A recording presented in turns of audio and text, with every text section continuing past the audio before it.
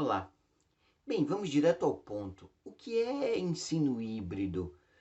Muitas pessoas fazem uma confusão, achando que ensino híbrido é só misturar o ensino presencial com o ensino à distância. Só que o ensino híbrido é muito mais do que isso. A gente precisa levar em consideração alguns elementos que são importantes. Muita gente às vezes pergunta, quando eu mando e-mail, quando eu uso o WhatsApp para me comunicar com meus alunos, quando eu faço uma videoconferência, eu estou fazendo ensino híbrido? Eu digo sempre que não, né? Talvez sim e talvez não, mas geralmente não se você faz só isso. A tecnologia não pode ser utilizada só como um veículo de transmissão de conteúdo, de material didático. Isso não significa dizer que você está fazendo ensino híbrido. O ensino híbrido pressupõe alguns elementos que são muito importantes. O primeiro deles é o seguinte: um ambiente virtual de aprendizagem ou um sistema de gerenciamento de conteúdo. Os alunos eles precisam ter um espaço onde o professor ou a professora possa colocar material, discussões, conceitos, aquilo que o professor ou a professora faria na sala de aula, né?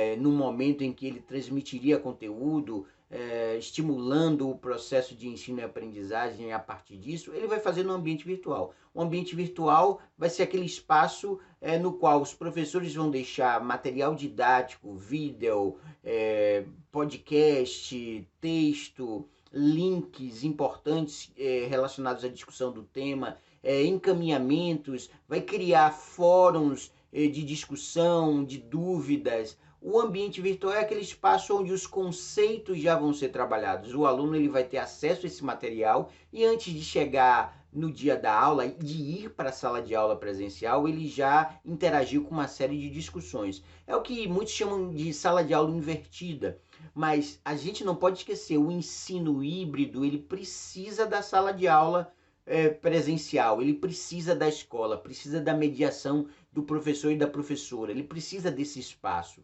Então o híbrido não é simplesmente uma mistura, porque no momento em que a gente está pensando no ensino híbrido e no uso de tecnologias digitais, a gente está pensando também em estimular dois elementos que são fundamentais, dentre outros, né?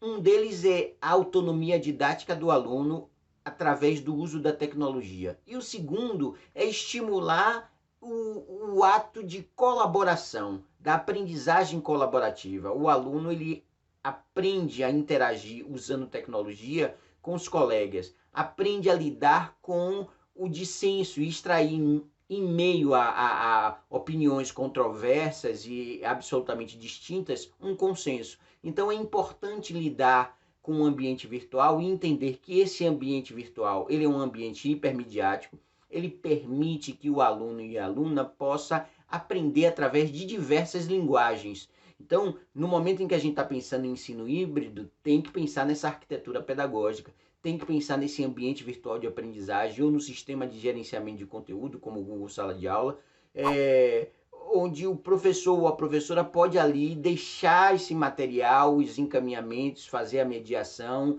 estabelecer uma série de estratégias que os alunos vão vivenciar de um modo muito, muito próprio, né? Então, o que está no entorno e que fundamenta a ideia do ensino híbrido e do uso das tecnologias digitais para otimizar o processo de ensino e aprendizagem é que o aluno se perceba como protagonista da construção do conhecimento, que ele ou ela se perceba como alguém que está autogerenciando também sua aprendizagem, interagindo, produzindo e ao mesmo tempo decidindo junto com professores, com o professor e com a professora, os caminhos que discussões, projetos podem ser delineados, né, no cotidiano da sala de aula. Então, quando a gente pensar em ensino híbrido, a gente tem que pensar nesses vários elementos e a gente não pode achar que ensino híbrido é só misturar tecnologia.